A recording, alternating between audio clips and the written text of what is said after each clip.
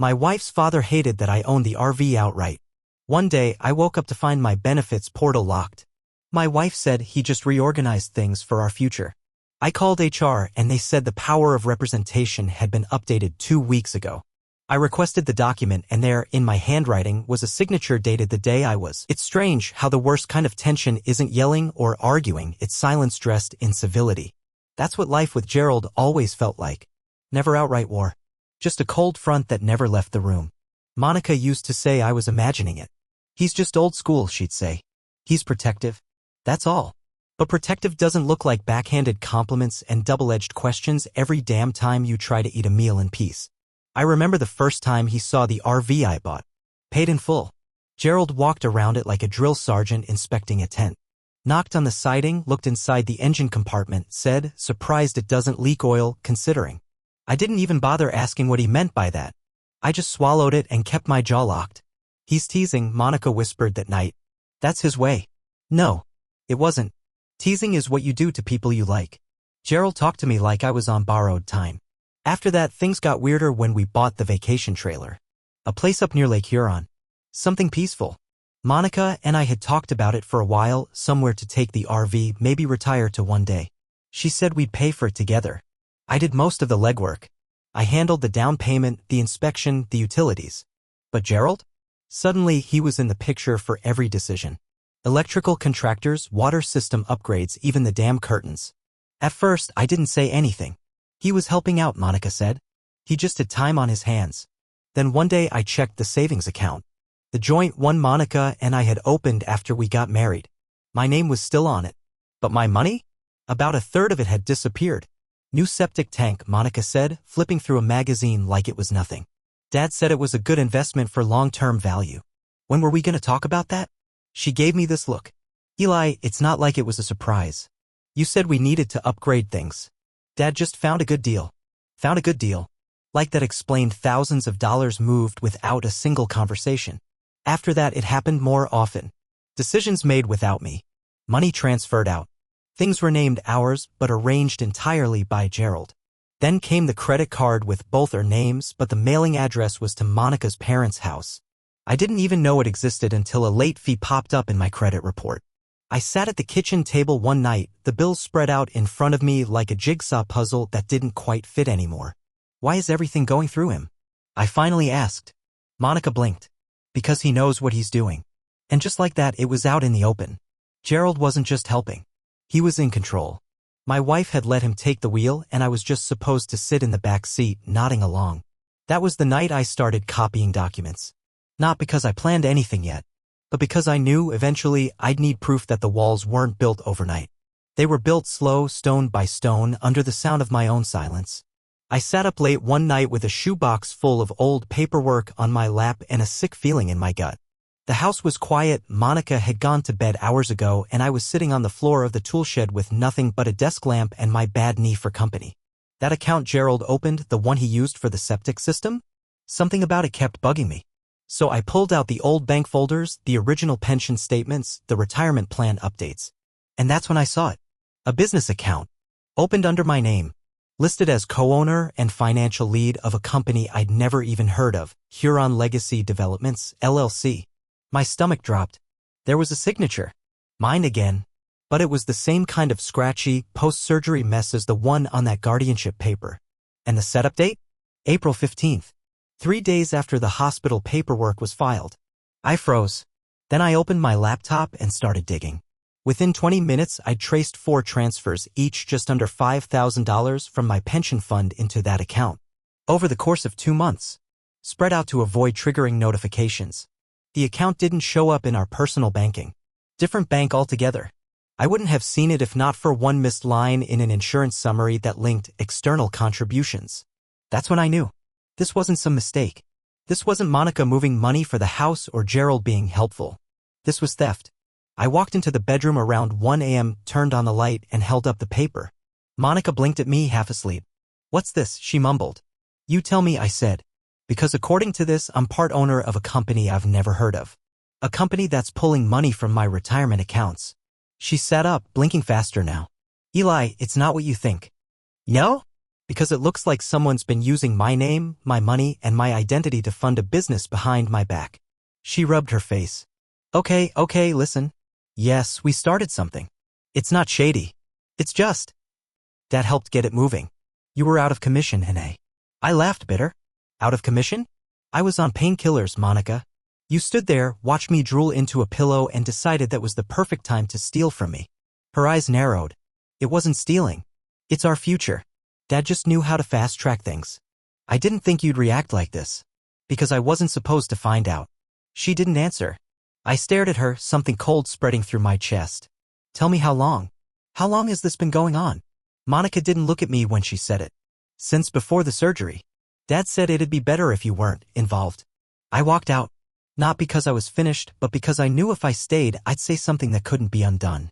Outside in the shed, I sat down and pulled up the email draft I'd started earlier that night. The one addressed to a lawyer I hadn't contacted yet. Then I saved it. Because now I had a reason to hit send. After that night, I stopped confronting and started watching. I didn't want another argument with Monica. I didn't want any more explanations that made less sense the longer she talked. What I needed was proof, cold, solid, legal proof. So I started documenting everything. Every transaction. Every login. Every dollar that disappeared from my pension. I kept a spreadsheet with timestamps. I recorded voice memos, mostly thoughts to myself, sometimes whispers about what I noticed. And I took photos, Gerald's briefcase sitting on our kitchen table, his name printed on a business card for Huron Legacy Developments, receipts that didn't belong to either of us tucked into Monica's purse. I even started wearing a pocket recorder. Just in case. That went on for weeks. I barely slept. Worked my shifts at the hangar, came home, smiled when I had to, and kept my eyes open when no one thought I was looking. Then, one Thursday, I came home early. Wasn't planned. We finished the maintenance run on a private charter faster than expected, so I clocked out just after 2. On the drive home, I thought about picking up ribs. Thought maybe I'd try and pretend things were normal for just one night. Instead, I pulled into the driveway and saw Gerald's truck parked out front. That wasn't unusual, he dropped by all the time. But what was unusual was the fact that the front door was closed and the voices were coming from the kitchen window. Low. Tense. I cut the engine and left the truck door open. Quiet as I could, I walked along the side of the house and stood near the window, out of sight. That's when I heard it. We need to move the last of it by the end of the month, Gerald said. Calm. Commanding. Expansion means no loose ends. Are you sure it's smart? Monica's voice was quieter. If Eli finds out we touched the investment account, he already suspects. But he won't do anything, Gerald cut in. He's too passive. Always has been. There was a pause. Then Gerald's voice again, colder this time. Once we move it all, he's free to go. That was the plan. Remember? My heart pounded in my chest, but my body went still. Completely still. They were planning to take the rest of it. My last investment account. The one I'd started back when I was 22, when all I had was a wrench, a lunchbox, and a dream to retire early. They were going to bleed it dry and then toss me aside like a broken tool. I didn't move until I heard them walk toward the hallway. I waited. 30 full seconds. Then I slipped back to the truck and drove off without starting the engine near the house. I parked 3 blocks away, shaking. Hands gripping the wheel, breath stuck in my throat. But I didn't cry. I didn't scream. I started backing it all up. That night, I uploaded every file to 3 separate cloud accounts. One on my personal email, one on a burner I made just for this, and one with a password only I knew. Then I copied everything to a USB drive, which I hid inside a hollowed-out flashlight in the shed. I printed a full summary of transactions and filed it under Insurance Renewal in the metal cabinet in case someone got nosy. I recorded a new voice memo. Thursday, 2:47 p.m. Gerald confirmed plan to transfer remaining funds. Monica present. Exact phrase, once we move it all, he's free to go. Then I sat in the shed, light off, the glow of my laptop screen bouncing off the concrete floor. It wasn't just about money anymore. It was about control. And they were counting on me to stay silent. That was their biggest mistake. The shed was mine. Always had been. Long before Monica, before Gerald, before retirement accounts and legal documents I never signed, I'd built that tool shed myself. 8 weekends of sweat and lumber and hand-cranked screws. It was my little fortress. Somewhere I could breathe without being watched.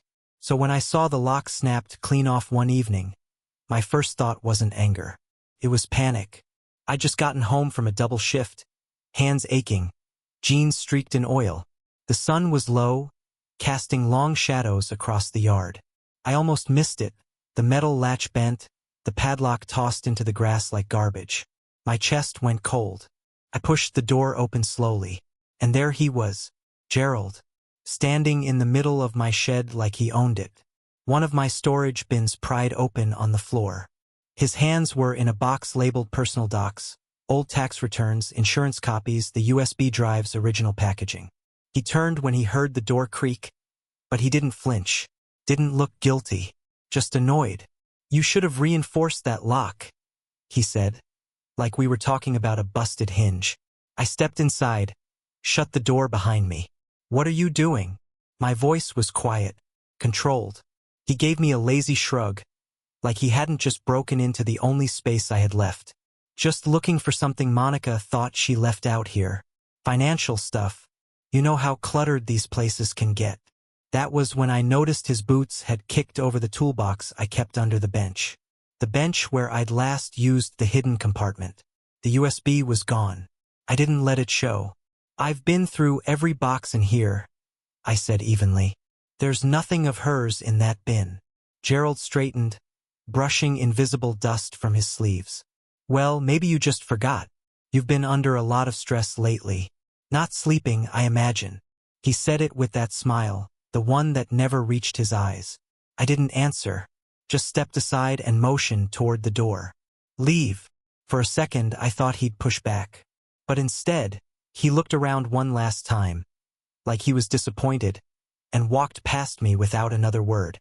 The second the door shut behind him, I dropped to the floor.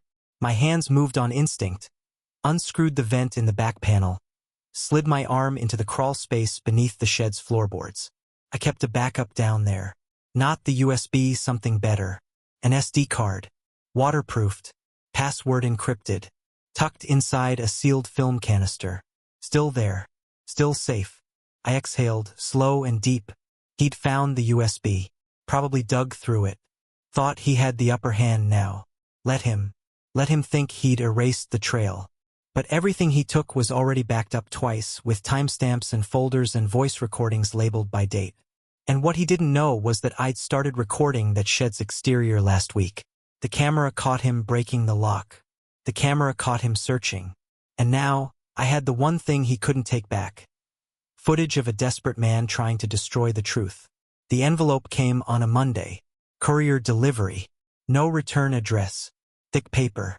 Heavy enough to feel expensive, like whoever sent it wanted me to know they had money and time. I opened it at the kitchen counter. The house was quiet. Monica was at the grocery store, or so she said. Inside, a printed copy of the Power of Representation document, the same forged one they'd used to take over my accounts.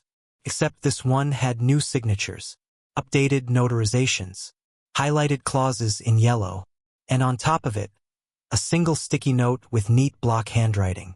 "You agreed. Don't forget." I stared at it for a long time. No anger, no fear, just clarity. This wasn't just fraud anymore. This was a warning, a message, maybe even a dare. I didn't need to guess who sent it. Monica didn't write in block letters. Gerald did, just like his military reports, all uppercase, no emotion. I set the document down, walked over to the dining room, and opened the cabinet drawer. Pulled out my manila folder. Then another. Then another. It was time. I spent the next 4 hours organizing everything. Bank statements. Account changes. Gerald's name on LLC filings. The timing of each pension withdrawal. Every voice memo I'd ever recorded, even the ones I thought were rambling. I labeled folders by category. Pension theft. Forged signatures. Unauthorized guardianship. Shed break-in footage. Then I opened a new folder on my laptop. Evidence for legal review. Copied everything again. Cloud backups. External hard drive. Even emailed a password-protected copy to a friend from the hangar I trusted like a brother, just in case something happened to me. That night I didn't sleep. I didn't even try. I waited until dawn, then drove into town, parked outside the sheriff's office, and watched the sun come up behind the building. The light looked different that morning, sharper. Like I'd finally stepped out of some fog I didn't know I'd been in. When they opened, I walked in with a box under my arm and my name already on the visitor log. The deputy behind the desk raised an eyebrow. "Can I help you?" "Yes," I said. "I need to file a report for financial fraud, identity theft, and forgery." That got his attention. I sat down across from the sheriff 20 minutes later. His name was Carter. Quiet, observant, probably a decade younger than me. He listened. I told him everything. The surgery, the fake guardianship, the missing funds, my father-in-law's interference, Monica's excuses, the shed, the USB, the threats. When I finished, he leaned back in his chair, looking at the evidence I had laid out between us. "This is a lot," he said finally. "But it's clear." I nodded once. "I've got more if you need it." "I believe you." He tapped the top folder. "We'll need to bring in someone from financial crimes to go deeper. But we'll start the process today." As I left the station, I looked up at the sky again. Blue, cloudless, wide open. The man who walked in there had been someone's son-in-law, someone's husband, someone's fool. The man who walked out? He was just a man with evidence. And finally his own name back in his hands. The subpoena went out on a Friday. By Monday morning, Gerald's calm had cracked. I didn't see it myself, but the sheriff called to tell me he showed up at the station in a pressed polo, talking like a man who still believed decorum could cover his tracks. "This is all a misunderstanding," he said, apparently. "I was only trying to help my daughter and her husband plan for their future." Help? That was his story. The next morning, my phone lit up. "Monica." I let it ring. She called again. Then a third time. I finally answered on the fourth. "You're destroying everything," she spat. No greeting, no hesitation. Her voice sounded strained, thinner than usual. Like the mask she always wore was slipping. "Am I?" I said. "You think people care about your word against mine?" She snapped. "You think some cop in a small town is gonna take your side?" "My side?" I almost laughed. I wasn't playing sides, I was just telling the truth. But then she kept going. "You have no idea what you're doing. You don't understand how this works. Dad used to train people, professionals, to sign over their rights. He knows how to make it legal. You're not gonna win." And there it was. The part she didn't mean to say. "Professionals?" I said quietly. "What kind of professionals?" There was a long pause. I heard her breath catch. "You know what I meant." "No," I said. "I don't think I do." She hung up. That silence afterward, that breathless, dead air that lingers when someone realizes they just said too much, that told me everything. Later that week, I got a call from Sheriff Carter. His voice was lower than usual. "We pulled Gerald's background further," he said. "Wanted to check for patterns. And? You're not the first person in his family who's had their benefits rerouted. We found something from about 8 years back." I leaned forward in my chair, heart thudding. His brother, Howard Reynolds, was a decorated veteran. Died of liver cancer. But in the last year of his life, his military benefits were managed by Gerald. I felt the hairs on my neck stand up. There were irregular withdrawals. Redirected funds. Gerald filed for power of representation 2 weeks after Howard started hospice care. Said it was temporary. My throat was dry. What happened to the money? Hard to say. The account was cleaned out 2 months before Howard died. Did anyone investigate? There was talk, but no family pushed it. And Howard was too far gone to fight back. I sat there in silence. Same pattern. Same timing. Same control. Gerald hadn't started with me. I was just the latest link in a long chain of quiet theft, wrapped up in family smiles and forged signatures. But this time, there would be no silence. There'd be records, depositions, charges. And if Monica still wanted to protect him after all that, then she could fall with him. By the time the lawyer handed me the warning, I already knew it was coming. "Don't move out yet," she said, sliding a document across her desk. "Not until we get a court order in place. Leaving now could weaken your claim on the RV, the trailer, and anything else tied to joint ownership." I nodded, even though the idea of staying under that roof made my stomach twist. Monica had stopped pretending. No more soft smiles. No more late-night, "Are you okay?" questions. Now it was short glances, silent dinners, and phones held just a little too close when I walked in the room. She didn't ask where I went during the day anymore. And I didn't tell her I was meeting with forensic accountants and filing fraud affidavits. Gerald? He went on offense. His lawyer filed a petition claiming full legal ownership of Huron Legacy Developments. Attached was a sworn statement. Mr. Eli Reynolds expressed no interest or involvement in the company. All investments were voluntary gifts, documented and approved by his spouse, Monica Reynolds, acting under joint marital authority. Gifts? That word stuck in my chest like a nail. The next morning, my lawyer filed our response, one with real teeth. 37 pages of evidence. We included everything, the forged service contracts with my signature, notarized forms processed the same week I was hospitalized, Monica's admission of the company being set up without my input, Gerald's own voice on a recording referring to moving the last of it before the expansion. We even had identity verification records submitted to the bank, one of which used an old copy of my driver's license with the wrong address. It had been expired for over 4 years. Fraud. On paper. On audio. On video. When the judge called a preliminary hearing, Monica showed up with Gerald and 2 lawyers. I came alone, except for mine, and a USB drive full of receipts. That's when it all began to unravel. Gerald stayed composed for a while, but under pressure he started slipping. First it was the dates, he couldn't keep them straight. Then the amounts, he claimed the initial transfer was a one-time family loan. When the judge asked why none of the transactions matched that claim, he blamed Monica. She flinched just slightly. I noticed.